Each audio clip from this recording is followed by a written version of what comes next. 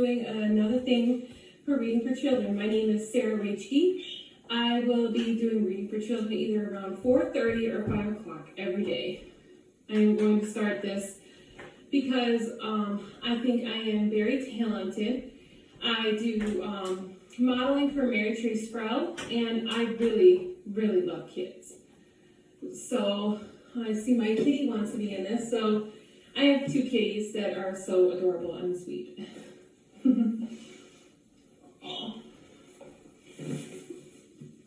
Let's fix the camera. Sorry. Anyway, what today we are going to do a classic. It is called The Classic Tale of Peter Rabbit. And I am going to be reading this for children. If any parents have any kids that are interested every night or something like that are interested, I'm going to be reading a different book every night, which is going to be very nice and sweet. So again, I'm going to be starting with this book. I got this huge book from the library from our community center down the street. Thank you very much. Thank you, library. Hello, Kobe. Hello, Tim. How are you? There we go. So again, I'm going to be starting. We are going to read the Tale of Peter Rabbit first. I will be reading like 2 each night, I think I'm going to do. We'll see how long it'll take. I'm going to see how I can do this so people can see. Once upon a time, there were 4 little rabbits, and their names were Flopsy, Mopsy, and Cottontail, and Peter. They lived with their mother in the sandbank underneath the root of a very big fir tree. Now, my dears, said the old Mrs. Rabbit, one morning you may go into the fields and into the lane, but don't go near Mr. McGregor's garden. Your father had an incident there, and he was put into a pie. Now run along and don't get into mischief.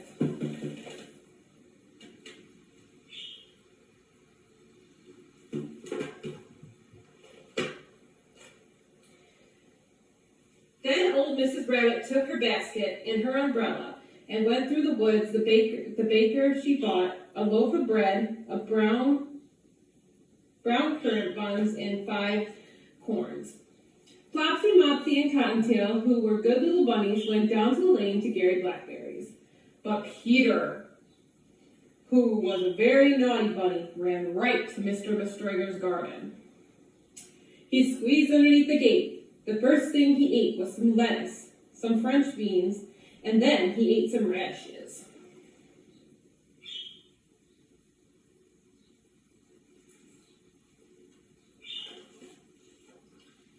Then he was feeling rather sick.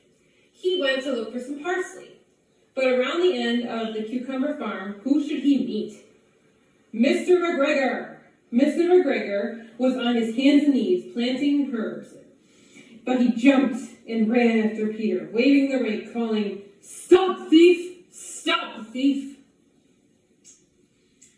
Peter was most drained and fully frightened. He rushed over the garden, for he'd forgotten his way back to the gate.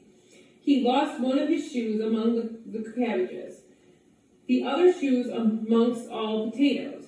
After losing them, he ran, and 4 legs went faster and faster.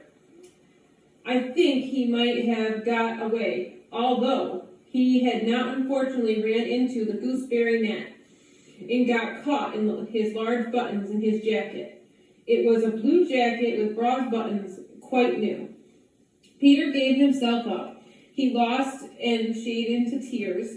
Where overhead friendly birds, don't give up, don't give up.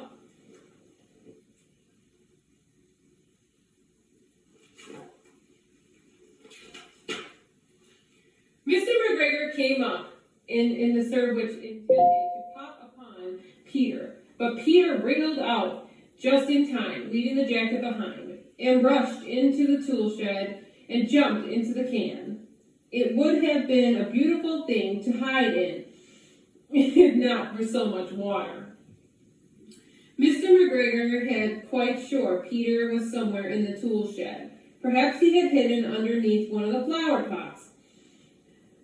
He came over looking underneath each one. Mr. McGregor was after him in no time, and tried to put his foot upon Peter, who jumped out of the window, upsetting through 3 plants. The window was too small.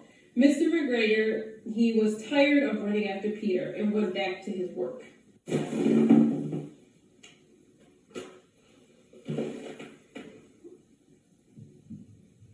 I think we lost one of the videos. Hold on.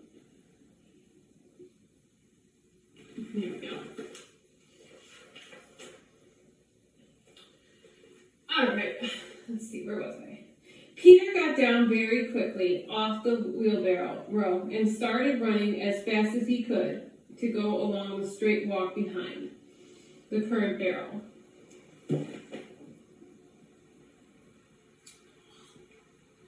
Looks like I'm going to have to end one of my lives.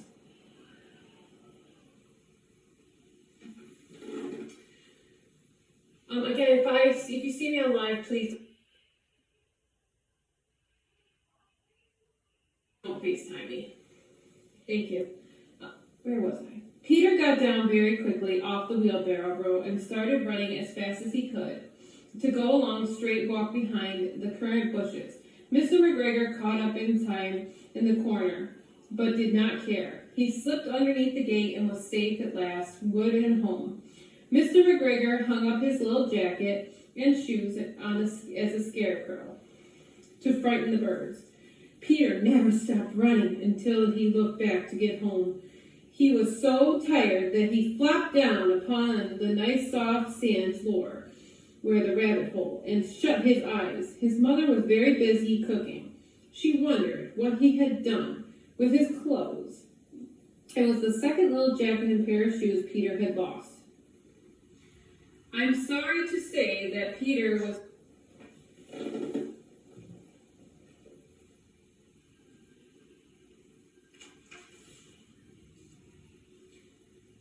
One morning, a little rabbit sat on the bank. He pricked his ears up and listened, trip-trap, of the pony. A gig was coming along the road. It was driven by Mr. McGregor beside him. Mr. McGregor in his breast bonnet. As soon as he had passed, little Benjamin Bunny slid down in the road, set off to hip-hop, to call upon the relations who lived in the woods, back to Mr. McGregor's garden.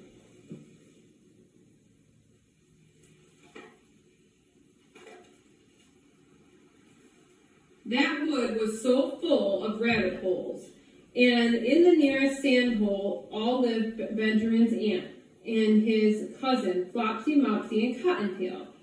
Peter, old Mrs. Rabbit, was a widow. She earned her living by knitting rabbit wool mittens and muffins, and once bought a pair of at a blazer.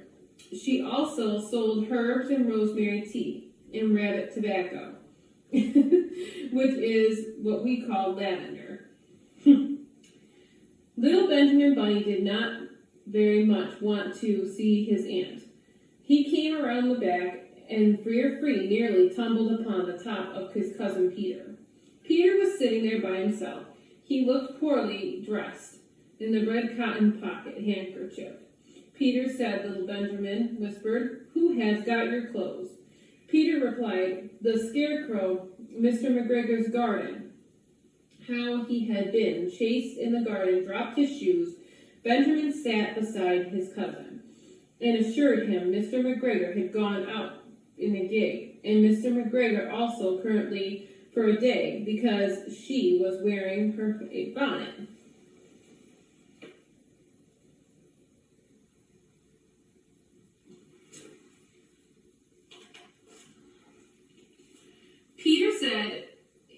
Peter said he hoped that it would rain.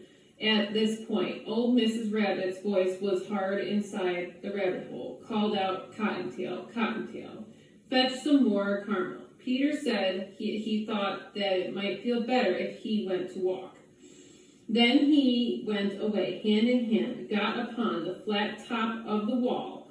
In the bottom of the floor, Peter's coat and shoes were hanging on the scarecrow. seen upon the scarecrow top of an old Mr. McGregor.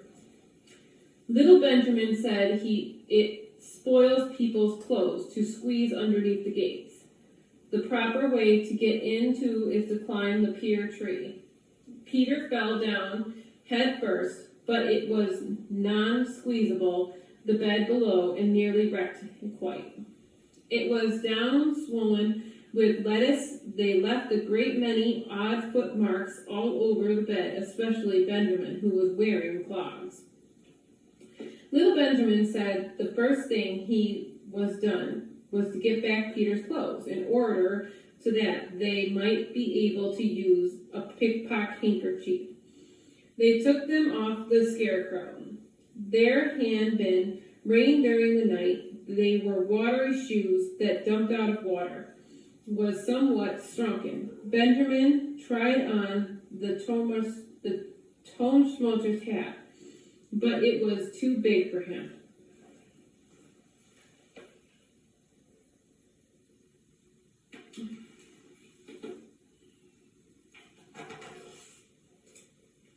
Then he suggested they should fill the handkerchief with onions and little presents for his aunt. Peter did not seem to be enjoying himself. He kept hearing noises.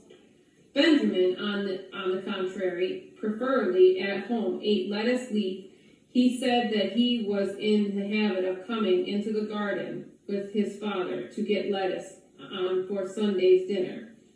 The name of Benjamin's papa, old Mr. Benjamin Bunny, the lettuce currently they were fine. Peter did not eat anything. He said he should like to go home presently and drop off the onions. Little Benjamin said that it was not possible to get back up the pear tree with a load of vegetables. He led him towards the other end of the garden. They went to the long walk planks underneath the sunny red brick wall. The mice sat on the doorstep, cranking the chair stones. They winked the Peter Rabbit and the Bailey Bunny.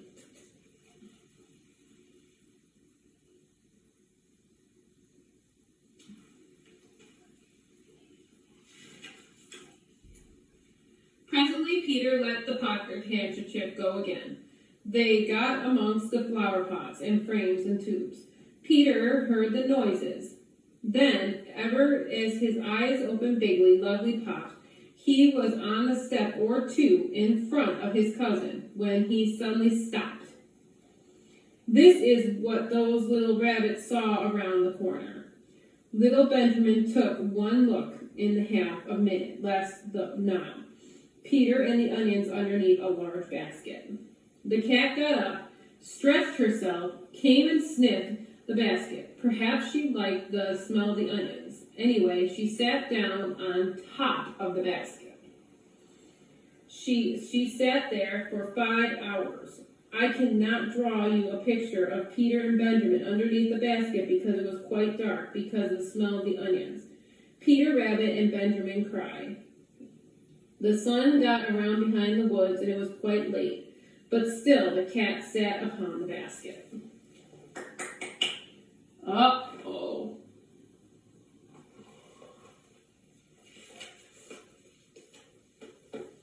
At length there was Peter Petter, and some of bits of molder fell wall above.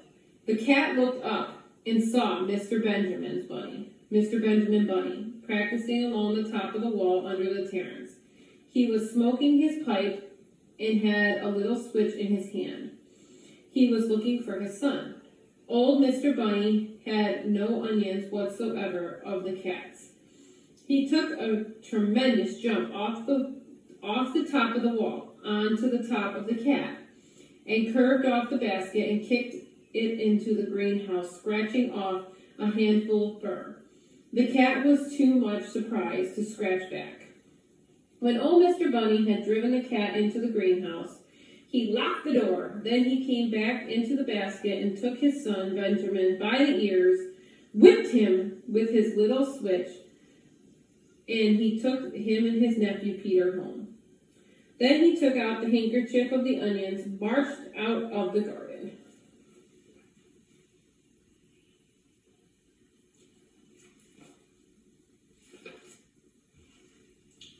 When Mr. McGregor returned home about a half an hour later, he observed several things which had been pricked at him. It looked as though some person had been walking all over his garden with a pair of clogs. He also noticed underneath the stand, however, the cat would have managed to shut herself inside the greenhouse. When Peter got home, his mother forgave him because he was so glad to see that he had found his shoes and his coat. Mr. Rabbit was studying among the onions and hung them from the kitchen ceiling with a bunch of herbs with tobacco.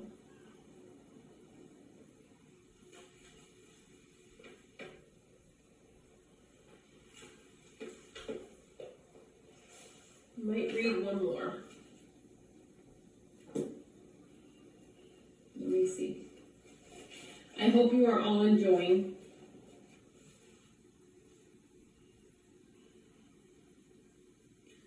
I think I'll read Tom Kitten. That might be a nice one.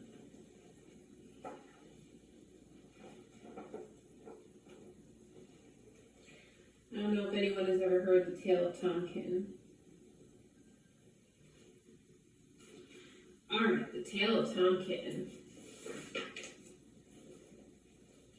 Once upon a time, there were 3 little kittens. Their names were Mitten, Tom Kitten, and Muffet. They had dear little fur coats of their own, and they tumbled in upon the doorstep and played in the dust.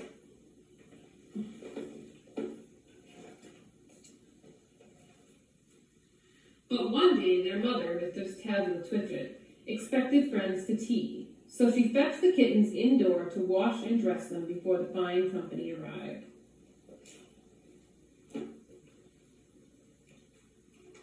First she scrubbed their faces, and then she scrubbed behind their ears. Then she combed their tails and whiskers. Mrs.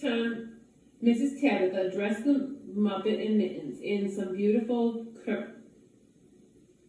pantyhose and tuckers, and then she took out all sorts of elegant, uncomfortable clothes off the chest of the drawers to dress up her son Tom. Tom Kitten was very fat, and he had grown. Several buttons burst off. His mother had to sew them on again.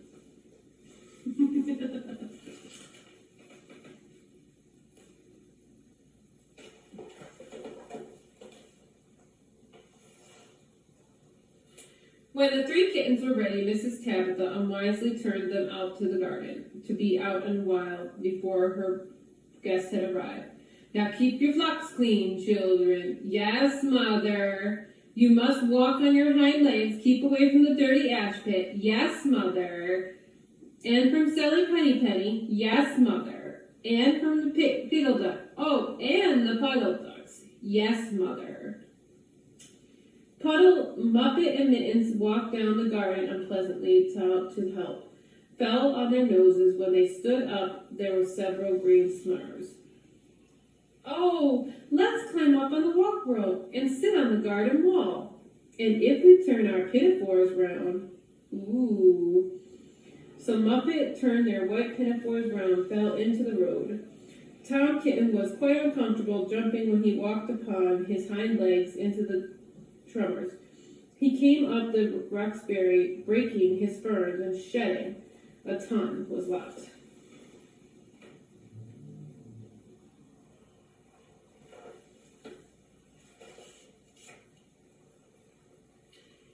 He was all in pieces when he reached the top of the wall. Muppet and Mittens tried to pull it together. He had felt it off, the rest of the buttons to burst. While they were in the difference of there, a pit, pat, and pull, the Puddleducks came along and heard the road march behind them. During the goose step, Pit, Pat, and Puddle waddled. They stood in the row, stared up at the kittens. They had very small eyes and looked pissed. Then the 2 Puddleducks, Rebecca and Jeremiah, picked up the hat and put it on. The Mittens laughed, so they fell to the wall. Muppet Tom disgraced all of their pinafores and all Tom's clothes and came off in the way. Come, Mr. Drake Puddleduck. Come and help us to dress up. Come and button up, Tom. LOL. Mr. Drake Puddleduck advancedly sidewalked and pulled the clothes above him.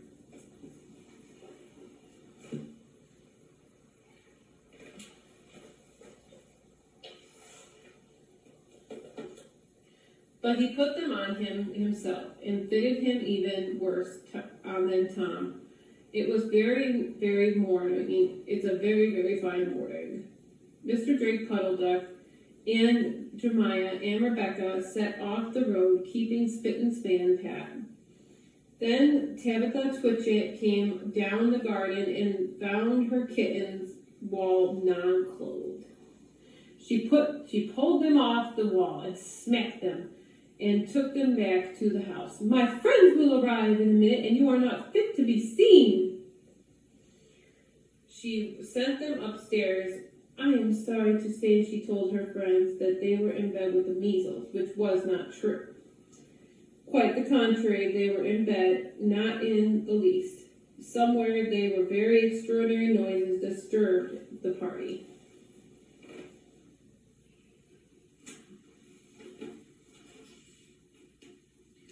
And I think that someday I shall have to make another larger book to tell you more about Tom Kitten. As for the Puddleducks, they went into a pond. Their clothes all came off directly because there were no buttons. And Mr. Puddleduck and Jeremiah and Rebecca have been looking for them ever since.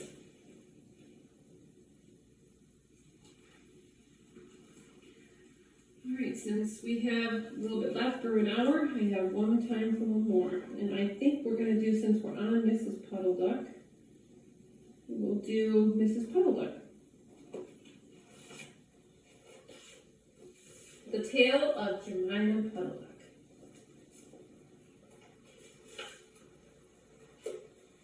What a funny sight it is, brood of ducklings with a hen. Listen to the story of Jemima Puddleduck, who was annoyed because the farmer's wife would not let her hatch her own eggs.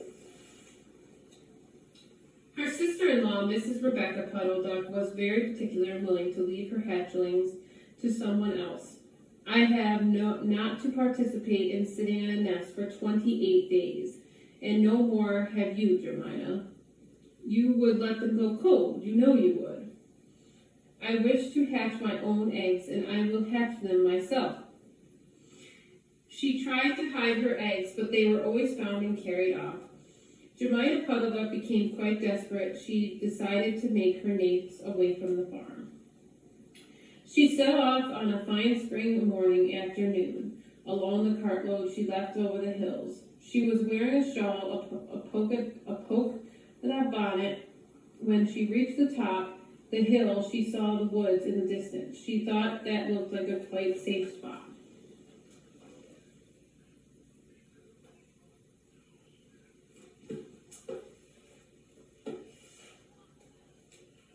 Jemima Puddleduck was not much in the habit of flying. She ran downhill and flew the yards, flapping her wings in her shawl, and she jumped into the air. She flew beautifully when she had got a good start.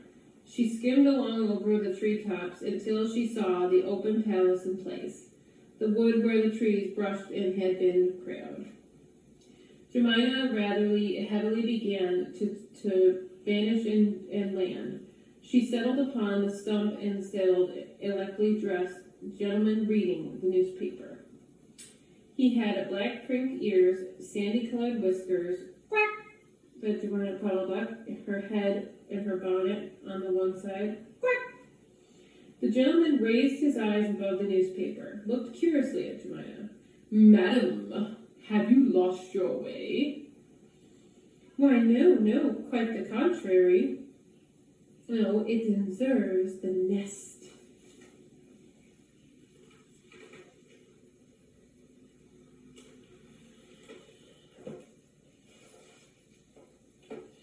Ah, is that so? Indeed, said the gentleman with the sandy whiskers, looking at the curiously Jemima. He folded up his newspaper and put it in his coat pocket. Jemima complained of how severely, indeed, how interesting. I wish I could meet the fellow. I would teach this man to mind his own business. But as for the nest, there is no difficulty. I have a sack of feathers in my woodshed. No, my dear madam, you will be in nobody's way. You may sit there as long as you like.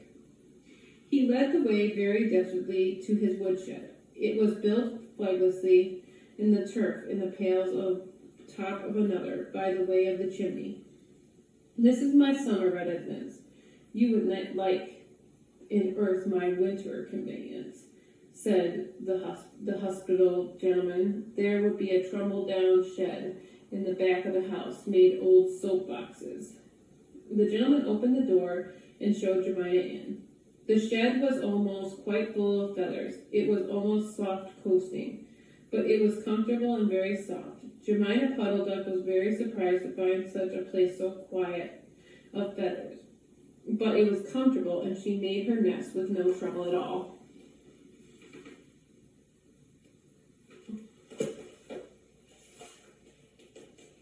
When she came out, sadly, the whiskered gentleman sitting on the log, reading the newspaper, at least it had her spread at her. He was so polite, and then he seemed almost sorry to let Jemima go home to the night. He promised to take care of her nest until she came back again. He said he loved eggs and ducklings. He should be proud he's a fine nestful in his shed. Jemima Puddleduck came every afternoon. She laid 9 eggs in the nest. They were very greeny white and very large. The foxy gentleman admired them immensely. He used to turn them over and count them when Jemima was not there. So I will return tomorrow, and I intend to hatch my eggs. I will bring a bag of corn with me so that I may never leave my nest until the eggs are hatched. They might catch cold. Madam, I beg you not to trouble yourself with a bag. I will provide oats, but I will commit your tenderness sitting and give you a treat. Let us have a dinner party all to ourselves. May I ask you to bring a few herbs from the garden to make us a cereal omelet? Sage, thyme, mint, 2 onions, parsley. I will provide a large duckling omelet. And hospitably, gentleman with sadly whiskers. Jemima Puddleduck was simpleton. Not even mentioning sage onions made her suspicious, but went around the farm nibbling things and different sorts of stuff that he made to make stuffed duck.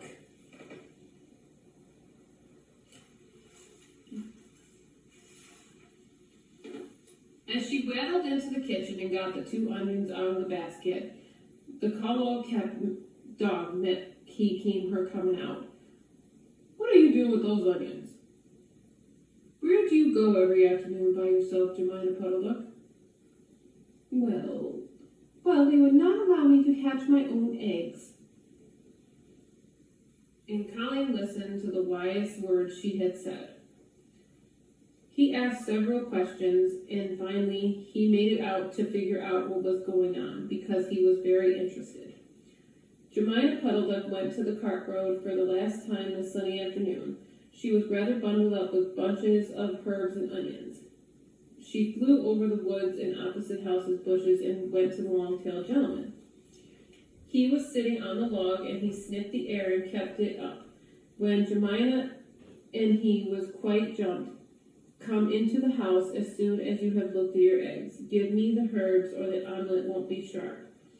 He was rather abrupt when Jemima had never heard him speak like that.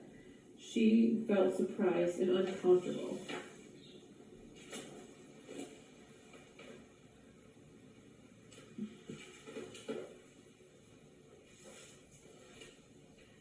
While she was inside, she heard panting feet around the back. Someone in black nose stepped up in the bottom of the door and locked Jemima by alarm. At the moment afterwards, there was awful noises, breaking and growling and howling, and nothing more than ever seen foxy whiskered gentleman. Presently, Cap opened the door, and off the shed let out Jemima Puddleduck. Unfortunately, the puppies rushed to gobble up her eggs before she could stop them. He had bit on her ear, and both puppies were living. Jemima Puddleduck was escorted home in tears uncounted.